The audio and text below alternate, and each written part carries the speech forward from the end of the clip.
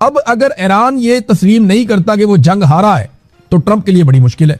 तो इसके लिए ट्रंप ने बड़ी कोशिश की है और बड़े पैमाने पर हथियार इस वक्त भी इसराइल में पहुंचाए जा रहे हैं। गुज़िश्ता 24 घंटों में जो रिपोर्ट आई है बैनुल अक़वामी मीडिया में, वो ये बताती है कि गुज़िश्ता 24 घंटों में बहरी जहाज़ों और कार्गो जहाज़ों के जरिए 6500 टन फौजी साजो सामान और हथियार इसराइल में पहुंचे हैं। यानी इतने बड़े पैमाने पर हथियार पहुंच रहे हैं। एक तो डोनाल्ड ट्रंप का स्टेटमेंट है कि ईरान हार तस्लीम करे, मैं बड़े मार्जिन से जंग जीतना चाहता हूं। दूसरी तरफ ना दो बयानात और हैं। एक बयान है ईरानी सदर का और एक बयान है ईरान के सुप्रीम लीडर का। ये दोनों बयान बड़े इंपॉर्टेंट हैं। इनको आप सुनेंगे तो आपको आइडिया होगा कि ईरान अब किस तरफ जाएगा। यानी ये तासुर बन रहा है ना कि ईरान आपने हुर्मुज़ को छोड़ देगा, एक वक्त आएगा, या ईरान एटमी मामलात के ऊपर एक मुआहदा कर लेगा जैसा अमेरिका चाहेगा, या चीजें नॉर्मलाइज हो जाएंगी। वो ईरान के दिमाग में ये फॉर्मूला नहीं चल रहा। उनके स्टेटमेंट से आपको आइडिया होगा कि वो क्या सोच रहे हैं। मैं आपको बताता हूं, देखिए पहले तो आप ईरानी सदर का लेना। वो ये कहते हैं, और उन्होंने इसके ऊपर ना बड़ा सख्त रद्दमल दिया नाकाबंदी पे। उन्होंने कहा जी कि अमरीकी बहरी नाकाबंदी फौजी कार्रवाइयों का तसलसल है। इस जालिमाना तर्ज अमल का तसलसल नाकाबिले बर्दाश्त है। दुनिया ईरान के सब्र और मफाहमत की गवाह है कि ईरान ने पूरी कोशिश की। बहरी नाकाबंदी की आड़ में जो कुछ किया जा रहा है वो एक ऐसी कौम के खिलाफ फौजी कार्रवाइयों का तसलसल है जो अपनी मुज़ाहमत और आज़ादी की कीमत अदा कर रही है। इस जालिमाना तर्ज अमल का तसलसल नाकाबिले बर्दाश्त है। ऐसा लगता है कि ईरान इस नाकाबंदी को खत्म करना चाहता है। जरा आप ये देखिए कि जो मुश्तबा खामनाई का स्टेटमेंट है, मैंने उसके अहम पॉइंट्स निकाले। 5 बड़े अहम पॉइंट्स हैं जो मुश्तबा खामनाई, क्योंकि देखें वो उन्हें चोट लगी हुई है, वो जख्मी है, और जहां पे वो मौजूद है वहां पे कोई जाता नहीं है। उनकी अपनी लीडरशिप भी उनके करीब नहीं जाती, कोई उनके पास जाने की जो है वो कोशिश नहीं करता कि उनकी लोकेशन पता चल जाएगी। तो बहुत पुराना एक तरीका है रुक्काबाजी। वो वहां से एक रुक्का लिखकर भेजते हैं, वहां से उनको भी तहरीरी तौर पे भिजवाया जाता है सूरत हाल, वो वहां से पढ़ते हैं और उनको इन्फॉर्मेशन मिलती है अपने सोर्सेज से, और वो फिर तहरीरी तौर पे अपना पैगाम भिजवाते हैं। वो अपनी ऑडियो पैगाम भी नहीं भिजवाते, किसी रेडियो का इस्तेमाल भी नहीं करते कि किसी जगह पे रेडियो के जरिए से भी अगर उनकी आवाज डिटेक्ट हो जाती है तो उनकी लोकेशन का पता चल सकता है। तो वो अपनी लोकेशन को बहुत खुफिया रखा हुआ है, और इस वक्त वो जख्मी है, उनके पास तिब्बी अमला भी है बैनुल अक़वामी मीडिया रिपोर्ट्स के मुताबिक। जो चीजें उन्होंने कही ना, उनमें 5 चीजें बड़ी इंपॉर्टेंट हैं। जिनका लेटेस्ट एक पैगाम आया है ईरानी कौम के नाम और ईरान के लोगों के नाम। उन्होंने कहा कि आबना हुर्मुज़ ईरान का एक स्ट्रेटेजिक असासा है, यानी ये नाकाबिले मुज़ाकरात है, इस पे तो वो बात नहीं करेंगे, वो उसको अपना स्ट्रेटेजिक असासा कह रहे हैं। फिर उन्होंने कहा खलीज फारस के मुस्तकबिल का तसव्वुर अमेरिका के बगैर है।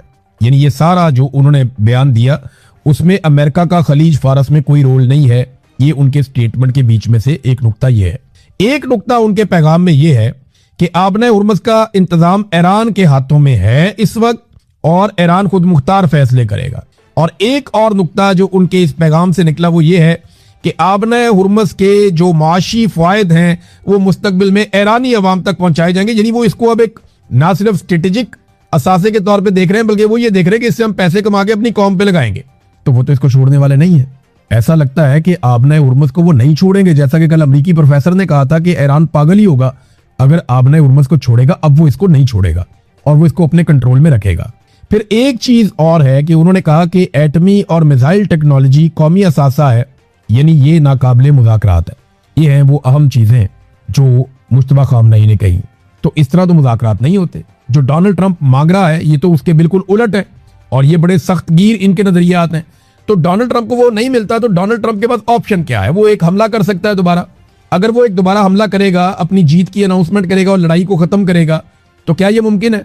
ईरान ने इसके ऊपर जो स्टेटमेंट दिया ईरानी फौज ने, और जो उनका पूरा फिजाई हमलों का डिपार्टमेंट है, उन्होंने ये कहा कि अगर अमेरिका ने और इसराइल ने हमारे ऊपर महदूद हमला करने की भी कोशिश की तो ईरान जो है इसके ऊपर भरपूर जवाबी हमला करेगा और तवील जवाब देगा। यानी एक तो उन्होंने कहा जी कि हम अब छोटी लड़ाई नहीं लड़ेंगे, लड़ाई होगी तो हम पूरी लड़ाई लड़ेंगे, फुल फ्लेज। और साथ ही उन्होंने ये भी कहा कि यानी इससे अंदाजा होता है कि उनकी ये कैपेसिटी है कि अभी वो एक लंबी लड़ाई लड़ सकते हैं। काली बाफ ने एक नक्शा जारी किया और नक्शे के साथ एक अमेरिकी प्रोपेगेंडे का जवाब दिया। अमेरिका ने कहा कि हम ईरान को घेरा डाल रहे हैं, चारों तरफ से ईरान को घेर रहे हैं। तो इस पे काली बाफ ने कहा कि अगर आप अमेरिका में 2 दीवारें बनाए ना, मशरिक से लेके मगरिब तक, यानी अटलांटिक ओशियन और पैसिफिक ओशियन, इनके बीच में आप 2 दीवारें बनाए अमेरिका के गिर्द, तो वो जितनी लंबी दीवारें बनती है ना, उनसे भी 1000 किलोमीटर लंबी हमारी सरहद है ईरान की। साथ ही उन्होंने कहा good luck blocking a country with those borders, कि इतनी लंबी सरहदों वाली एक मुल्क को आप ब्लॉकेज करना चाहते हैं, उसको घेरना चाहते हैं, तो गुड लक, करके देख लें आप।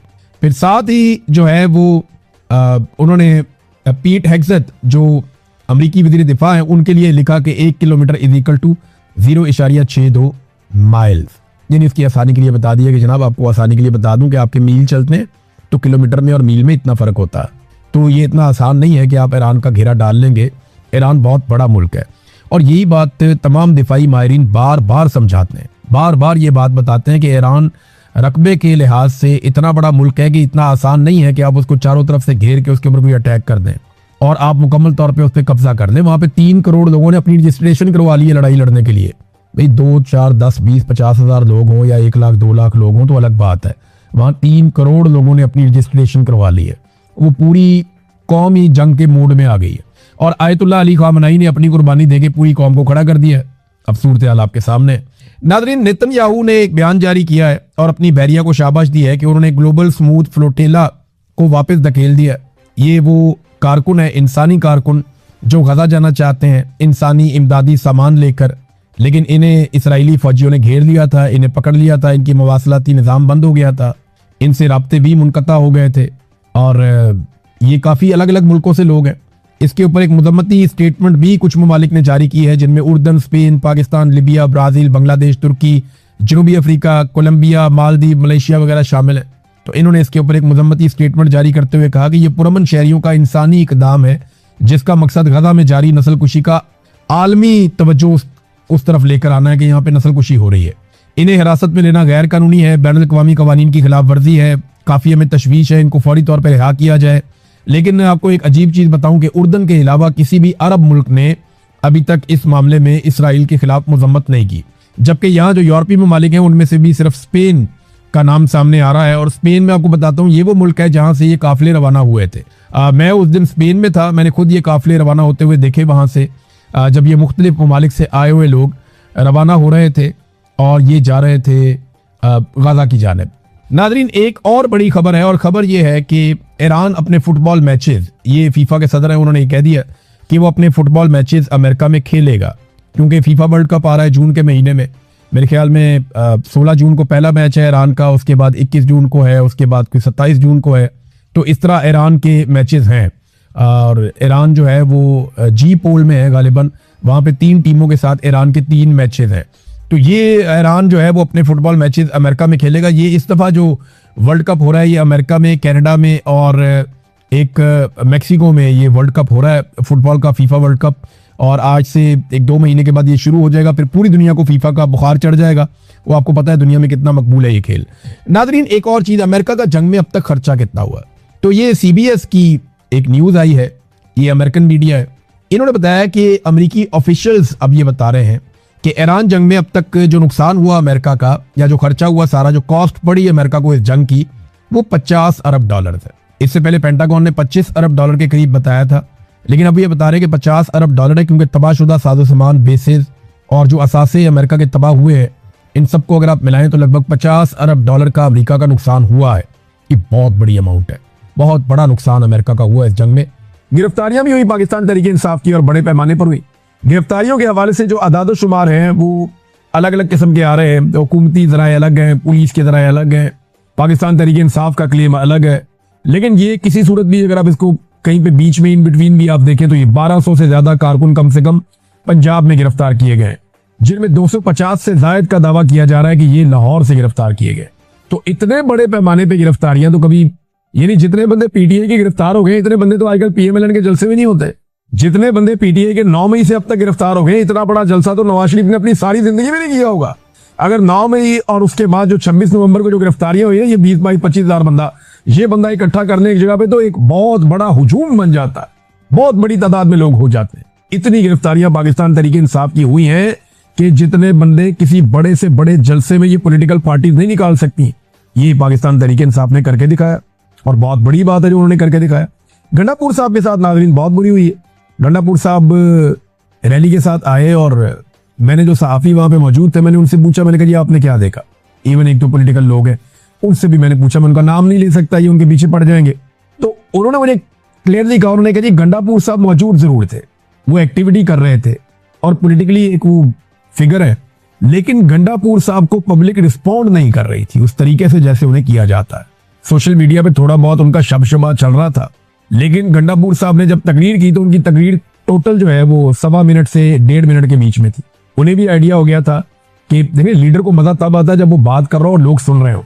साउंड सिस्टम था उनके पास, अगर सामने 10-20 हजार लोग खड़े हो जाते तो वो उनसे बात कर सकते थे, लेकिन लोग गंडापुर के कंटेनर के इर्द गिर्द आए नहीं, उनकी दिलचस्पी गंडापुर में खत्म हो गई थी। तो गंडापुर साहब को ये सोचना चाहिए था अपने पांव पे बार बार कुल्हाड़े मारने से पहले कि वो कुर्बान क्या चीज कर रहे हैं और किस चीज के लिए कर रहे हैं। वजारत आला के लिए अपनी सारा सियासी करियर, अपनी इज्जत सब कुछ दांव पे लगा रहे हैं। लोगों में एक बहुत बड़ी क्रेडिबिलिटी थी कि इस आदमी की ब्रेक उस जगह पे आके लगती है जहां इमरान खान साहब बुलाते हैं। ये हमेशा इमरान खान की आवाज पे लब्बैक कहता है, हमेशा पहुंचता है और जबरदस्त एहतजाज करता है और बड़ी अच्छी टीमें लेकर आता है। तो आज उन्हीं टीमों की गंडापुर साहब की तरफ लगता है तवज्जो ही नहीं थी। वो आए, उन्होंने तकरीर की 1.25 मिनट की, 1.5 मिनट की, वो भी कोई खास बात उन्होंने नहीं की, कोई ऐसी बात नहीं की जो काबिल जिक्र हो मैं आपको यहाँ पढ़ के सुनाऊं। लेकिन फिर गंडापुर साहब निकल गया तो कारकुन उनकी गाड़ियों के आगे आगे बाद में उन्होंने कहा जी किधर जा रहे हैं आप हर दफा में लेकर आते हैं और वापस हमें निकल जाते हैं, या वापस ना जाए, आपको ऐलान करें, कुछ चक्कर चलाए। वो कारकुन ज्यादा एक्सपेक्ट कर रहे थे जो पीछे से आ रहे थे, उन्होंने रास्ते रोक लिए, हो सकता है शरारत कर रहे हो। लेकिन फिर गंडापुर के जो गार्ड्स हैं उन्होंने कारकुनों को धक्के शक्के देके रास्ते खोले और फिर गंडापुर साहब सीएम हाउस के लिए रवाना हो गए। तो गंडापुर साहब ने जो कहा था ना कि 3 माह में अपनी सियासत छोड़ने का जो उन्होंने फैसला किया था कि अगर मैं इमरान खान को ना निकाल सका 3 माह के अंदर तो 1 महीना तो गुजर गया, तो मैं सियासत छोड़ दूंगा, सियासत का अपनी फैसला कर लूंगा, फिर मुझे कोई हक नहीं है। तो अपने आप को जो डेडलाइन गंडापुर साहब ने दी हुई थी ना, तो लगता है ऐसा ही है कि 3 माह में गंडापुर साहब को इस पे फैसला कर लेना चाहिए, क्योंकि अब आसार नजर आ रहे हैं कि अगर गंडापुर साहब ने खुद फैसला ना किया तो जिस तरह की उन्होंने सियासत की है, इस सियासत की मौजूदगी में लोग उनका फैसला कर देंगे। देखे ना, फजल रहमान के भाई ने गंडापुर साहब का चैलेंज कबूल किया हुआ है। चैलेंज गंडापुर साहब ने किया था कि मेरा भाई इस्तीफा देता है, फजल रहमान तुम आकर उसके मुकाबले में इलेक्शन लड़ो। तो फजल रहमान साहब के भाई ने कहा कि मेरा बड़ा भाई क्या लड़ेगा, मैं लड़ूंगा आके इलेक्शन, तो तुम कहो अपने भाई को इस्तीफा दे, आके इलेक्शन लड़े। तो उस वक्त गंडापुर साहब को बताया गया ये मजाक नहीं करना, पब्लिक अब डिफरेंट मूड में, फजल रहमान का भाई असेंबली में आ जाएगा इस चक्कर में। तो फिर गंडापुर साहब अपने चैलेंज से मुकर गए और उस चैलेंज के ऊपर अब वो खड़े नहीं है। नाज़रीन, ख्वाजा आसिफ साहब ने एक स्टेटमेंट दिया है, ये स्टेटमेंट बड़ा इंटरेस्टिंग है, मैं आपको पहले स्टेटमेंट पढ़ के सुनाता हूँ, फिर मैं चाहता हूँ इस पर हम थोड़ी सी बात कर लें। फिर 1-2 बैनुल-अक़वामी बड़ी इंटरेस्टिंग खबरें हैं। रशिया ने एक बहुत पुराना मुआहिदा जो 38 साल पहले हुआ था उनका अमेरिका के साथ, उसे खत्म किया है। क्यों किया वो बताता हूँ। और डोनाल्ड ट्रंप ने एक नई कार्रवाई डाल दी, वो भी आपको मैं बताता हूँ। खित्ते के हालात बड़े इंटरेस्टिंग हो रहे हैं। पाकिस्तान की जो पॉलिटिक्स है उसकी वजह से मैं उस तरफ जा नहीं पाया, जो इंडिया के साथ हो रहा है, यूक्रेन और रूस के दरमियान जो हो रहा है, और जो अमेरिका इस वक्त इंटरफेयर कर रहा है इस रीजन की सियासत के अंदर, और पाकिस्तान कहाँ खड़ा है, बड़ा इंटरेस्टिंग सिनेरियो इस वक्त चल रहा है, इस पर हम बात करेंगे बाद में। लेकिन आप ये देखिए, ख्वाजा आसिफ कहते हैं ब्यूरोक्रेसी पे तनकीद करते हुए, वतन अजीज की आधी से ज्यादा ब्यूरोक्रेसी पुर्तगाल में प्रॉपर्टियां ले चुकी है। पुर्तगाल, ये इन्होंने खोला हुआ था, एक स्कीम खोली हुई थी पुर्तगाल ने कि इतने पैसे ला के इन्वेस्ट करो तो वहां पे वीजा मिल जाता था और वहां पे जो है आपको रेजिडेंसी मिल जाती थी। तो इससे फायदा उठाया बहुत सारी ब्यूरोक्रेसी ने, पैसा इतना ज्यादा नहीं था और ब्यूरोक्रेसी के लिए तो करोड़ों रुपया मामले कोई नहीं होता। तो ख्वाजा आसिफ ने दावा किया, ये वजीर दिफा है पाकिस्तान के, कि पाकिस्तान की आधी से ज्यादा ब्यूरोक्रेसी पुर्तगाल में प्रॉपर्टी ले चुकी है और शहरियत लेने की तैयारी कर रही है। और ये नामी ग्रामी ब्यूरोक्रेट्स हैं, मगरमच्छ अरबों रुपए खाकर आराम से रिटायरमेंट की जिंदगी गुजारे। बुज़दार का एक करीबी तरीन ब्यूरोक्रेट, इसे मैं डोरेमोन कहता था, आपको याद होगा मेरे पुराने वीलॉग्स, मैंने डोरेमोन बताया था एक ब्यूरोक्रेट का नाम, जिस बुज़दार के दौर में तबाही फेरी हुई थी, ये उसी की बात कर रहे हैं। बुज़दार का एक करीबी तरीन ब्यूरोक्रेट 4 अरब रुपया अपनी बेटियों की शादियों पर सिर्फ सलामियां वसूल कर चुका है। अब 4 अरब की सलामी तो नहीं देता ना कोई 100, 550, 5000, 10,000 इतनी सलामी होती है, सजा क्या होती है? ये तो एक वैसे ही खुशी के लिए एक छोटी सी रकम होती है। अब इसमें 4 अरब तो कोई नहीं देता ना, तो ये ब्लैक मनी को व्हाइट मनी करने का भी एक तरीका है। 4 अरब की सिर्फ सलामी वसूल कर चुका है और आराम से रिटायरमेंट की जिंदगी गुजार रहा है। सियासतदान को इनका बचा खुचा खाते हैं, ये ख्वाजा आसिफ कह रहे हैं कि सियासतदान इनका बचा खुचा खाते हैं। ये ब्यूरोक्रेट इतना ज्यादा खाते हैं कि जो बच जाता है वो सियासतदान खाते हैं और चबले मारते हैं, ना प्लाट ना गैर मुल्की शहरियत, क्योंकि इलेक्शन लड़ना होता है। पाक सरजमीन को ये ब्यूरोक्रेसी पलीत कर रही है। अच्छा, ख्वाजा आसिफ साहब को ये बात मैं बता दूं कि यहाँ जो मशहूर है ना पाकिस्तान में एक चीज, वो ये है कि जो पाकिस्तान की क्रीम है ना वो एस्टेब्लिशमेंट खा जाती है, उसके बाद जो उसके नीचे बाकी बचा हुआ दूध है वो ब्यूरोक्रेसी पी जाती है। और फिर सियासतदान कहते हैं जो हांडी में लगा हुआ थोड़ा बहुत साइडों पे कुछ बचा खुचा होता है वो हमारे हिस्से में आ जाता है, और सियासतदान फिर मुंह काला कर लेते हैं वो खा के। हालांकि जो सियासतदान है ये इलेक्शन लड़के आते हैं, इनकी पावर सबसे ज्यादा होती है क्योंकि ये पूरी रियासत को चलाने के लिए एक निगरान के तौर पे आते हैं अवाम की जानिब से। इनके पास इख्तियार होता है कि ये एस्टेब्लिशमेंट को नकेल डालें और सियासतदानों को सीधे रास्ते पे लगाए। इनके पास ये मैंडेट होता है या इख्तियार होता है कि ये नकेल डालें एस्टेब्लिशमेंट को और जो ब्यूरोक्रेसी है उसको सीधे रास्ते पे लगाए। लेकिन ये एस्टेब्लिशमेंट के जूते पॉलिश करते हैं और ब्यूरोक्रेसी के पीछे चल जाते हैं उनका बच्चा कुच्चा खाने के लिए। तो ख्वाजा आसिफ साहब, ये गंद आप लोगों ने मारा है और आप इसके लिए रिस्पॉन्सिबल हैं। जब जब कोई एस्टेब्लिशमेंट के रास्ते में खड़ा हुआ तो आप और आप जैसे लोग सामने आ गए और उन्होंने सहूलतकारी की, जिसके नतीजे में ये ब्यूरोक्रेसी का गंद और एस्टेब्लिशमेंट की गलत रविश आज तक पाकिस्तान में चल रही है। ये सिलसिला रुका नहीं। नाज़रीन, डोनाल्ड ट्रंप जिसको नोबेल पीस प्राइज के लिए पाकिस्तान ने नामजद किया, उसकी जानिब से खबर है, मैं आपको पढ़ के सुना देता हूं। अमरीकी सदर ट्रंप ने गजा पर कब्जे का मामला इसराइल पर छोड़ दिया है। और अमरीकी सदर ने सहाफ़ी की जानिब से सवाल हुआ कि गजा पर इसराइली कब्जे के मंसूबे से मुताल्लिक आप क्या कहेंगे और कि इनकी हुकूमत की तवज्जो फ़लस्तीनियों के महसूर इलाकों में ज़्यादा ग़िज़ा पहुंचाने पर है। ट्रंप ने कहा कि बाकी